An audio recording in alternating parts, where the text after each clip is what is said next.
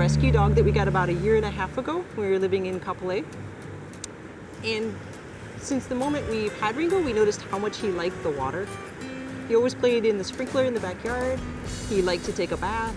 And since we spend a lot of time at the beach, we figured Ringo might like to come swimming, which we took him swimming a couple times.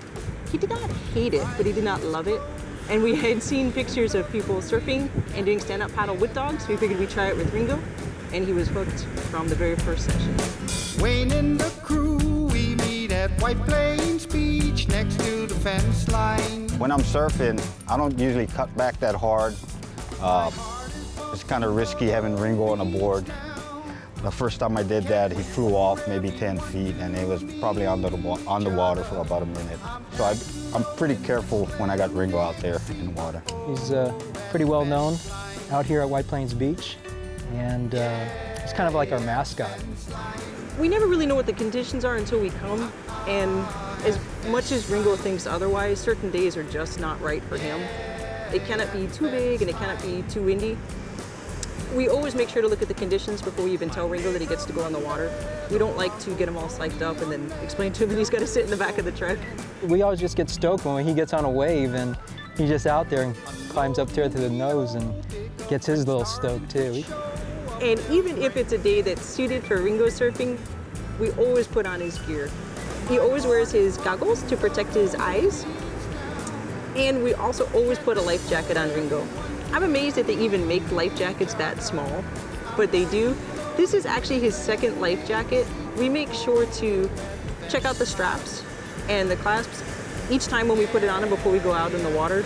As small as he is without that life jacket, if he fell or if he went swimming, we could easily lose him. They used to tell me hi. Everybody used to tell me hi down the beach. Now they only tell Ringo hi, because they tell me they don't say hi to the limo driver. About a couple of years ago, I saw Sonny actually bringing Ringo out for the first time, and that's when it dawned on me to bring Ringo on as a team rider. You know, I support some of the local kids here and some faraway surfers, big wave riding surfers in Waimea from South Africa, like Andrew Marr. But we never had a dog, so I said this would be a great added feature to our site. My advice if you want to take your dog surfing is start small, start slow. Try to play with your dog with water in your backyard. Bring him to the beach, make sure it's not an overwhelming environment, maybe on a quiet weekday morning or a weekday afternoon rather than on the weekend where there's too many distractions. As soon as the dog is nervous or if they've had enough, pull them out of the water. You want to make sure the first experiences are good ones and they'll want to come back. He's been displayed in Surf Paddle magazine, Stand-Up Journal, and he's on the news.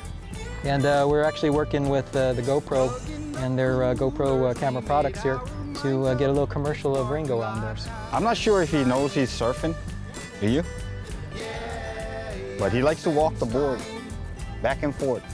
And once we get on that wave, he rides that nose and he stays there. If you really want to see some more video and photos of Ringo, you can go to surfshooterhawaii.com.